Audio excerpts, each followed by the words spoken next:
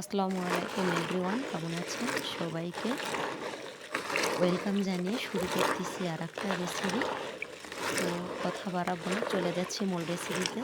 আমি আমাদের গাছের বড়ই এই ফুলগুলো আমি শুকিয়ে নিয়েছিলাম, তারপরে 15 থেকে 20 মিনিট ভিজে রেখেছিলাম, যাতে যেন গায়ের বালু ধুলা সব পড়ে যায় এবং ডোটা ছিঁড়ে নেওয়া যায় এবং সুন্দর হয়ে ফুলে উঠে পানিতে থেকে নরম হয়। তারপরে আমি ধুয়ে উঠায় নিচ্ছি, ভাপাইতে চলে যাব। তো সারা বছর বড়ই কীভাবে সংরক্ষণ করে রাখা যায় তার পদ্ধতিটা আমি আপনাদের দেখাইতেছি। অনেক সময় কি হয়, ওই যে মামারা, স্কুলের গেটের মামারা নিয়ে আসে, এগুলোর ভিতর পোকা থাকে, স্বাস্থ্যসম্মত না। তাই আমি এভাবে সারা বছর বড়ই সংরক্ষণ করে রাখার অথবা কুল সংরক্ষণ করে রাখার পদ্ধতিটা শিখিয়ে দিচ্ছি। এভাবে সুন্দর করে পানিতে 2 থেকে 5 মিনিট ভাপ দিয়ে নিয়ে রেখে দেব এবং মামাদের মতো, স্কুল গেটের মামাদের মতো যদি খাইতে মন চায় তাহলে আবার একটু নেব, নিয়ে পানির বলক উঠলে সেখানে সাকারিন দিয়ে ভালো করে সিদ্ধ করে নেব।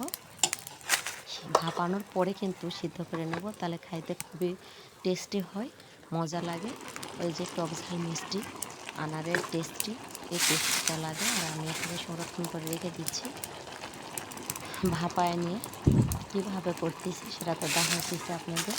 দেখেন, 2 থেকে 3 মিনিট অথবা 2-4 মিনিট 5 মিনিট ভাপায় নেব। এই যে ভাপায় নিয়েছি 2 পাতিলে, একটাতে ধরে নাই। দেখছেন কত বড় বড় ফুল টোপা টোপা হয়েছে ভাপানোর পরে এমনিও যদি চটকে খাওয়া যায় না, যে মজা লাগে না, জান খাইবা। এত টেস্টি হয় বলে বোঝাইতে পারবো না, জানেন? একবার ট্রাই করে দেখেন, তাহলে কত ভালো লাগে। এভাবে আমি বড়ইগুলো ভাপ দিয়ে চালুনে অথবা খই চালাতে করে নিলাম, অথবা ডালাতে ঢেলে নেবেন। নেওয়ার পরে জুড়ে রোদে শুকাতে দেবেন। শুকানোর পরে নিয়ে আসে আপনি নর্মাল ফ্রিজে রাখার কোনো প্রয়োজন নাই, পটে ভরে রাখবেন, নষ্ট হবে না। 2-4-10 বছরেও নষ্ট হবে না। আমার রেসিপিটা ফলো করলে কখনোই বড়ই নষ্ট হবে না।